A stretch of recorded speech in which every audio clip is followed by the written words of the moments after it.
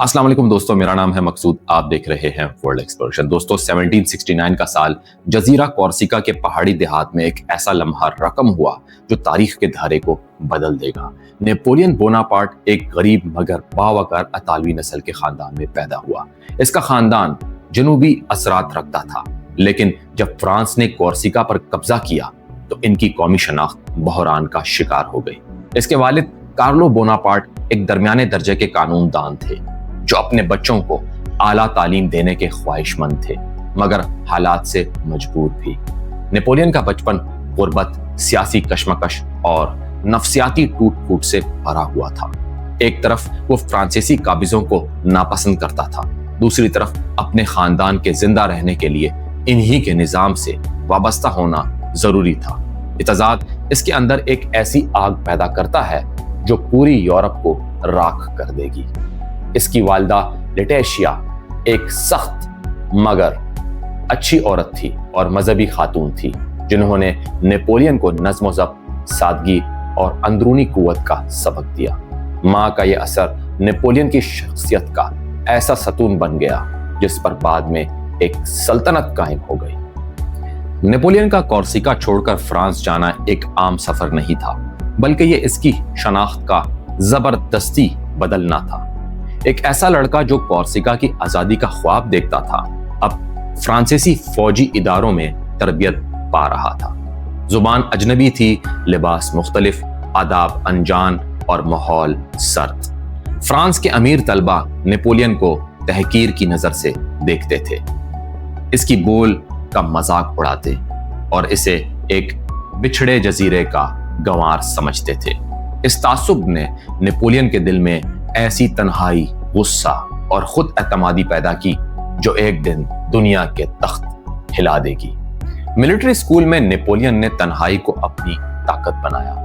وہ دوسروں کے کھیلوں اور محفلوں میں شامل نہیں ہوتا، بلکہ تاریخ، فلسفہ اور جنگی حکمت عملی کی کتابوں میں غرق رہتا۔ جولیس سیزر، الیگزینڈر اعظم اور ہینیبال، یہ سب اس کے ذہن کے اندر دوست بن گئے۔ اس کا خواب تھا کہ وہ بھی ایک دن ان عظیم فاتحین کے صف میں کھڑا ہو، بلکہ ان سے بھی آگے نکلے۔ کورسیکا سے فرانس تک کا یہ تعلیمی سفر اصل میں ایک اندرونی جنگ تھی۔ نیپولین نے سیکھا کہ اقتدار صرف تلوار سے نہیں، ذہن اور عزت نفس سے حاصل کیا جاتا ہے۔ اس نے اپنے آپ سے وعدہ کیا کہ وہ ایک دن انہی لوگوں کو جھکائے گا جو آج اسے کمتر سمجھتے ہیں۔ فرانس میں انقلاب کی چنگاریاں بھڑک رہی تھی۔ بادشاہت کے خلاف بغاوت، روایتی طاقتوں کی ٹوٹ پھوٹ اور عوامی جوش نے نظام کو جڑوں سے ہلا دیا تھا۔ اسی ہنگامہ خیز وقت میں نیپولین کو پہلا بڑا موقع ملا۔ 1793 میں تولون کی جنگ۔ تولون فرانس کی بندرگاہ تھی جو بادشاہت کے حمایتیوں نے برطانیہ کے ساتھ مل کر قبضے میں لے لی تھی۔ وہاں کئی جنرلز ناکام ہو چکے تھے۔ نیپولین نے ایک معمولی افسر ہونے کے باوجود ایک ایسا نقشہ اور منصوبہ پیش کیا جس نے جنگ کا نقشہ پلٹ دیا۔ اس نے توپ خانے کی ایسی حکمت عملی بنائی جو اس وقت کے جنرلز کے عقل کو حیران کر گئی۔ دشمن کو اطراف سے گھیر کر اس کی نیوی کو کاٹ دیا گیا۔ نیپولین نے جنگ کے میدان میں موجود رہ کر اپنی قیادت کی مثال قائم کی۔ توپ خود چلاتا، سپاہیوں کو ترغیب دیتا اور بارود کی بو کو عزت سمجھتا۔ جب تولون فتح ہوا تو فوجی افسران حیران تھے کہ یہ نوجوان کون ہے، ایک کورسیکن جس نے فرانسیسی پرچم کو دوبارہ سر بلند کر دیا۔ تولون کی فتح نیپولین کی پہلی سیڑھی تھی، وہ سیڑھی جو اسے صرف جنرل نہیں بلکہ فرانسیسی انقلاب کا نجات دہندہ بنا دے گی۔ وہ دن نیپولین کی زندگی کا موڑ تھا اور دنیا کی تاریخ کا ایک نیا باب۔ 1796 میں نیپولین کو محض 26 سال کی عمر میں آرمی آف اٹلی کا سربراہ بنایا گیا۔ یہ فیصلہ کچھ لوگوں کے لیے خطرناک تھا، کچھ کے لیے بے وقوفی، مگر وقت نے ثابت کیا کہ یہ فرانس کی عسکری تاریخ کا سب سے دانشمندانہ قدم تھا۔ نیپولین کو ایک بکھری ہوئی، بھوکی اور مایوس فوج ملی جس کے پاس نہ پیسے تھے، نہ حوصلہ، لیکن نیپولین نے نہ صرف الفاظ سے سپاہیوں کو ایک نئی جان دی، اس نے کہا تمہیں کچھ نہیں ملا لیکن میرے ساتھ چلو، میں تمہیں فتوحات، عزت اور زر دے سکتا ہوں۔ انہی باتوں سے فوج بہادری کی طرف بڑھی، ان کی ہمت بڑھی، ان کے حوصلے اوپر گئے اور انہوں نے نیپولین کے ساتھ مل کر بے خوف ہو کر جنگیں لڑی۔ اٹلی کی جنگوں میں نیپولین نے ثابت کیا کہ وہ روایتی جنرل نہیں، ایک انقلابی ذہن ہے۔ اس نے دشمن کے کمانڈرز کی نفسیات کو پڑھ کر حملے کیے، فیصلوں کو کاٹنے سے گریز کیا تاکہ عوامی حمایت کم نہ ہو، اور جنگ میں حکمت عملی کو ایسی مہارت سے استعمال کیا کہ آسٹریا اور اس کے اتحادی ہل کر رہ گئے۔ ایک کے بعد ایک قلعہ، شہر اور علاقہ فرانسیسی جھنڈے کے نیچے آ گیا۔ صرف فتح نہیں بلکہ نیپولین نے وہاں نئے سیاسی نظام بھی بنائے، انصاف کے اصول نافذ کیے اور عوام سے براہ راست خطاب کیا۔ اس نے خود کو ایک انقلابی نجات دہندہ کے طور پر پیش کیا۔ اٹلی کے غریب لوگ، کسان اور فلاسفر نیپولین کو ایک انسان نہیں بلکہ دیوتا سمجھنے لگے۔ اسے بوناپارٹ لبریٹر نہیں بلکہ آزادی دینے والا کہہ کر پکارنے لگے۔ جب نیپولین پیرس واپس لوٹا تو عوام نے ایک جنگی ہیرو نہیں بلکہ ایک نئی روشنی، ایک نیا خواب دیکھا، ایک ایسا انسان جو فرانسیسی انقلاب کی روح کو نہ صرف میدان میں بلکہ نظام میں زندہ کر سکتا تھا۔ جب نیپولین پیرس واپس لوٹا تو عوام نے ایک جنگی ہیرو نہیں بلکہ ایک نئی روشنی، ایک نیا خواب دیکھا، ایک ایسا انسان جو فرانسیسی انقلاب کی روح کو نہ صرف میدان میں بلکہ نظام میں زندہ رکھ سکتا تھا۔ پیرس کے سیاسی ایوانوں میں فتح کی خوشبو پھیل رہی تھی اور اسی دوران نیپولین کی زندگی میں ایک ایسی عورت داخل ہوئی جس نے اس کی روح میں محبت کی خوشبو بھری، جوزفین۔ وہ ایک خوبصورت، نفیس اور سیاسی طور پر جمی ہوئی بیوہ تھی، 2 بچوں کی ماں جو اعلیٰ طبقے کی تقریبات کی جان تھی۔ نیپولین سے عمر میں بڑی تھی مگر اس کی نظروں میں ایسی کشش تھی جو جنگوں میں بھی یاد رہتی۔ جب نیپولین نے پہلی بار جوزفین کا ہاتھ تھاما، وہ صرف محبت میں نہیں پڑا، وہ گر گیا۔ وہ خود کہتا ہے، میں نے جنگیں جیتی ہیں، دشمنوں کو تہس نہس کیا ہے، لیکن جوزفین کی ایک مسکراہٹ میرے وجود کو ہلا دیتی ہے۔ جوزفین نے نیپولین کی محبت کو تسلیم کیا، لیکن اس میں وہ شدت نہ تھی جو نیپولین کے دل میں تھی۔ وہ سماجی حیثیت، سیاسی طاقت اور آزادی کی طلبگار تھی، جبکہ نیپولین چاہتا تھا مکمل وابستگی، مکمل خلوص۔ اس نے جوزفین کو قیمتی تحفے، خطوط اور بے شمار محبت نامے بھیجے۔ وہ لکھتا تھا، جوزفین، ہر لمحہ تمہارے بغیر میرے لیے ایک اذیت ہے، تم میری روح ہو، میرا خواب ہو، میری جنگوں کا حاصل ہو۔ محبت کے یہ لمحات نیپولین کی زندگی کا وہ پہلو ہیں جو اکثر تاریخ دان نظر انداز کرتے ہیں، مگر حقیقت یہ ہے کہ نیپولین کی بے خوفی، قیادت اور جرت جوزفین کی ایک نظر سے لرز جاتی تھی۔ انہوں نے شادی کر لی اور نیپولین نے اسے میری سلطنت کی ملکہ کہا، مگر محبت کی یہ سلطنت ہمیشہ کے لیے قائم نہ رہ سکی۔ سیاست، معاشرت اور جوزفین کی بے وفائی نے اس محبت کو ایک دردناک افسانہ بنا دیا، مگر اس پر ہم بعد میں آئیں گے۔ 1798 میں نیپولین نے مصر کا رخ کیا۔ مقصد صرف برطانیہ کی مشرقی تجارت کو روکنا نہیں تھا، بلکہ ایک نئی تہذیب، ایک نئی تاریخ اور سائنس کے ساتھ ایک عسکری مہم کا آغاز تھا۔ اس کے ساتھ صرف فوجی نہیں بلکہ مورخ، سائنسدان، آرکیولوجسٹ اور نقشہ ساز بھی تھے۔ اہرام مصر کے سائے تلے وہ مغربی تاریخ کا پہلا فوجی لیڈر تھا جس نے سائنس اور جنگ کو ایک ساتھ سفر پر لے جایا۔ قاہرہ میں نیپولین نے انسٹیٹیوٹ آف ایجپٹ قائم کیا۔ اس نے عربی زبان میں منشور لکھوایا، مساجد کا احترام کیا اور خود کو اسلام کا دوست کہا۔ اس کی یہ چالاک حکمت عملی اسے مصریوں کے دلوں میں داخل کرنے کے لیے تھی، لیکن جنگ کی حقیقت مختلف تھی۔ برطانوی ایڈمرل نیلسن نے اس کی نیوی کو تباہ کر دیا، جس سے مصر میں نیپولین کی فوجوں کو بہت بری طریقے سے نقصان پہنچا اور وہ محصور ہو گئے۔ اندرونی طور پر بھی وہ کشمکش کا شکار تھا۔ ایک طرف جوزفین کے پیرس میں دوسرے مردوں سے تعلقات کی خبریں آ رہی تھی، دوسری طرف مصر میں فوج بھوک سے، بیماری سے، مزاحمت کا شکار تھی۔ ان لمحوں میں نیپولین خود کو تنہا محسوس کرتا۔ ایک بادشاہ، ایک جنرل جو خود بھی ایک سپاہی کی طرح زخم خوردہ تھا۔ یہ وہ دور تھا جہاں نیپولین پہلی بار تھکنے لگا مگر خود کو ہارنے نہ دیا۔ اس نے مصر سے خاموشی سے واپسی کا اعلان کیا اور فرانس پہنچ کر اقتدار پر قبضہ کی منصوبہ بندی شروع کر دی۔ جب نیپولین مصر سے واپس آیا، فرانس ایک بار پھر سیاسی بحران میں ڈوبا ہوا تھا۔ حکومت کے مختلف ادارے ایک دوسرے کے خلاف تھے، معاشی حالات بدترین تھے اور عوام ایک طاقتور لیڈر کے منتظر تھے۔ نیپولین نے اس موقع کو غنیمت جانا۔ 1799 میں اس نے اپنے بھائی لوسین اور چند وفادار جرنیلوں کے ساتھ کو آف 18 برومیئر انجام دیا۔ یہ ایک ایسا سول ملٹری انقلاب تھا جس نے پرانی سیاسی نظام کو لپیٹ کر رکھ دیا۔ نیپولین نے خود کو پہلے فرسٹ کونسل مقرر کیا، پھر آئین میں ترمیم کر کے کونسل فار لائف بن گیا۔ لیکن اقتدار کی طلب وہ آگ ہے جو بجھتی نہیں، اور 1804 میں اس نے خود کو شہنشاہ ایمپرر آف دی فرینچ قرار دیا۔ تاج پوشی کی جب تقریب آئی تو یہاں پر ایک رواج تھا کہ روایتی طور پر پوپ بادشاہ کے سر پر تاج رکھتا ہے، مگر نیپولین نے تاج خود اپنے ہاتھوں سے اٹھا کر سر پر رکھا۔ یہ ان کے مذہب کے حساب سے ایک غلط طریقہ کار تھا اور یہ ایک چیلنج تھا کہ میں خود بادشاہ بنا ہوں، مجھے کسی نمائندے نے نہیں بنایا۔ اس تقریب میں جوزفین بھی شریک تھی اور نیپولین نے اسے فرانس کی ملکہ بنایا۔ تخت، تلوار، عوام اور فوج سب اب اس کے زیر اثر تھے۔ وہ سیاست جنگ، معیشت اور قانون پر میدان کا واحد حاکم بن چکا تھا۔ مگر نیپولین جانتا تھا کہ اقتدار سونا نہیں لوہا ہے، گرم رکھنا پڑتا ہے ورنہ دشمن اسے توڑ دیتے ہیں۔ نیپولین کی سب سے بڑی جنگ کوئی سلطنت نہیں تھی، نہ ہی واٹرلو، بلکہ جوزفین کی محبت تھی۔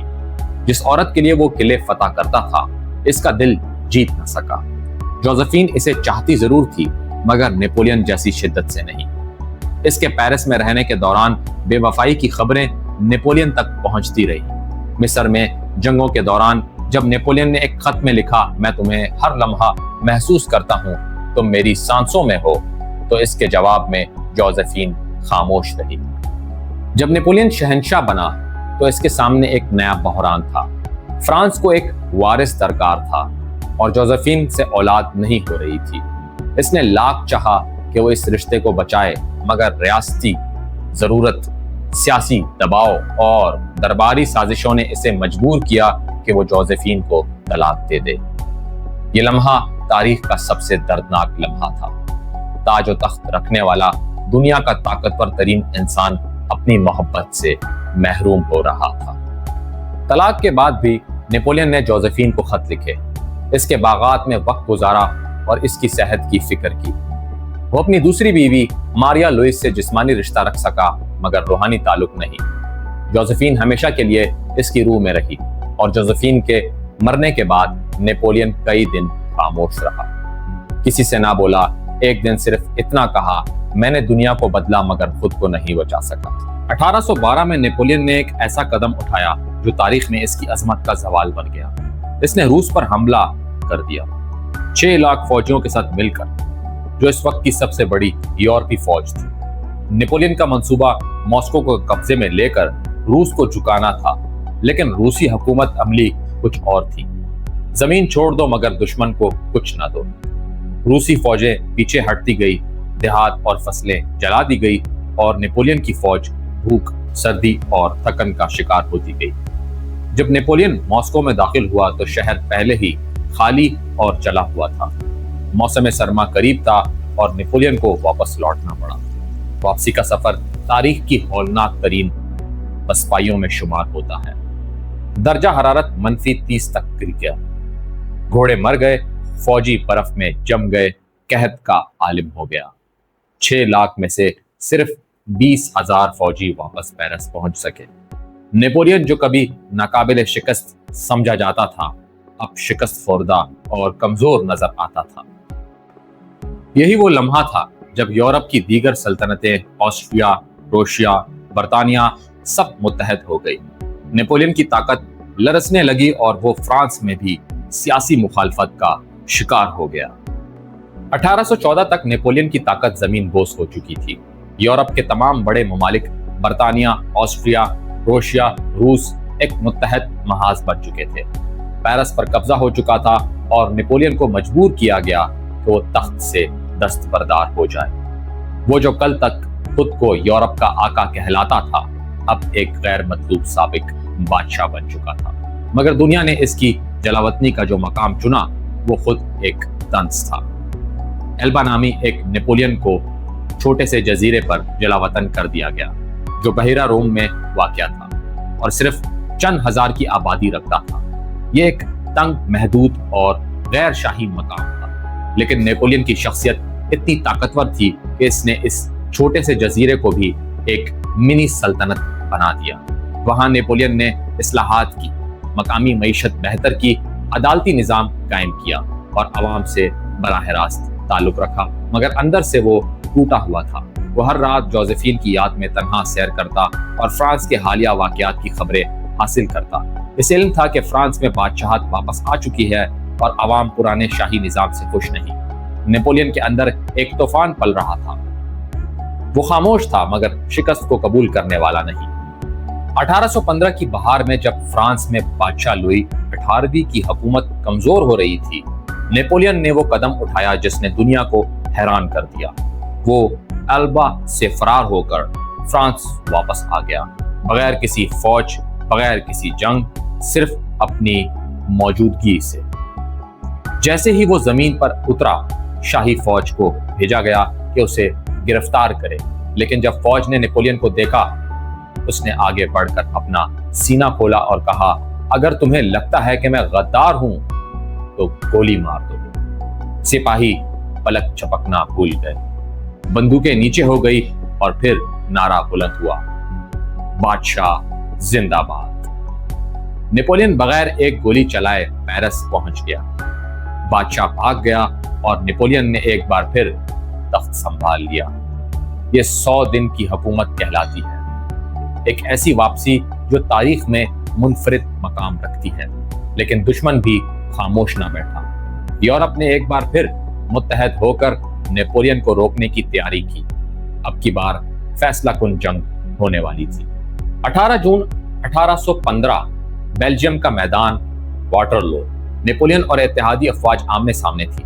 یہ صرف 2 فوجوں کی جنگ نہ تھی بلکہ 2 تصورات کی، انقلاب اور روایت، نیپولین اور یورپ۔ ابتدائی گھنٹوں میں نیپولین کی فوج غالب تھی، لیکن بارش، کیچڑ، وقت کا ضیاع اور غلط حکمت عملی سب نے اس کے خلاف کام کیا۔ عین اس وقت جب فتح قریب تھی، پروشیا جنرل لشر کی فوج عقب سے آ پہنچی۔ نیپولین کی فوج پسپا ہونے لگی، سپاہیوں نے مزاحمت کی مگر قیادت ٹوٹ گئی۔ یہ نیپولین کی زندگی کی سب سے بڑی شکست تھی اور آخری بھی۔ اس بار دشمنوں نے کوئی خطرہ نہ لیا۔ نیپولین کو بحر اوقیانوس کے وسط میں واقع ویران دور افتتادہ اور بے رحم جزیرے سینٹ ہیلینیا میں جلا وطن کیا گیا۔ یہاں نہ تخت تھا، نہ رعیت، نہ سپاہی، صرف تنہائی، خاموشی اور پرانے خوابوں کی راکھ۔ وہاں نیپولین نے اپنی بادشاہتیں لکھی، جوزفین کی تصویر کو دنوں تک تکتا رہا اور خود سے سوال کرتا رہا، کیا میں واقعی عظیم تھا یا صرف قسمت کا دھوکہ؟ 1821 میں صرف 51 سال کی عمر میں وہ خاموشی سے دنیا سے رخصت ہوا۔ اس کی آخری وصیت تھی، میری لاش کے ساتھ جوزفین کی انگوٹھی دفن کی جائے۔ نیپولین مر گیا مگر وہ تاریخ سے نہیں نکلا۔ اس کا قانونی نظام آج بھی نیپولیونک کوڈ، کئی ممالک کے عدالتی نظام کی بنیاد ہے۔ اس کی عسکری حکمت عملی جدید جنگی تعلیمات کا حصہ ہے۔ اس کی زندگی ایک عام بچے سے شہنشاہ بننے اور پھر تنہا مرنے تک انسان کی طاقت، کمزوری اور خواہش کی مکمل تصویر ہے۔ نیپولین کی موت کے 20 سال بعد فرانس نے اس کی باقیات کو واپس لا کر پیرس کے لیس انویلیڈیز میں دفن کیا، ایک ایسا مقبرہ جو آج بھی لاکھوں لوگوں کو بتاتا ہے کہ طاقت، محبت اور تاریخ کے درمیان سب سے بڑا بادشاہ وقت ہوتا ہے۔ تو یہ تھا دوستوں نیپولین بوناپارٹ کی زندگی کا مکمل تفصیلی بیانیہ، ایک ایسی شخصیت جس نے دنیا کو جیتا اور اپنے دل کو ہار دیا۔ اگر آپ کو یہ ویڈیو پسند آئی ہو تو دوستوں کے ساتھ شیئر کریں، اگر چینل کو سبسکرائب نہیں کیا ہوا تو لازمی سبسکرائب کریں۔ ملتے ہیں اگلی ویڈیو میں، تب تک کے لیے اپنا خیال رکھیے گا۔ اللہ حافظ۔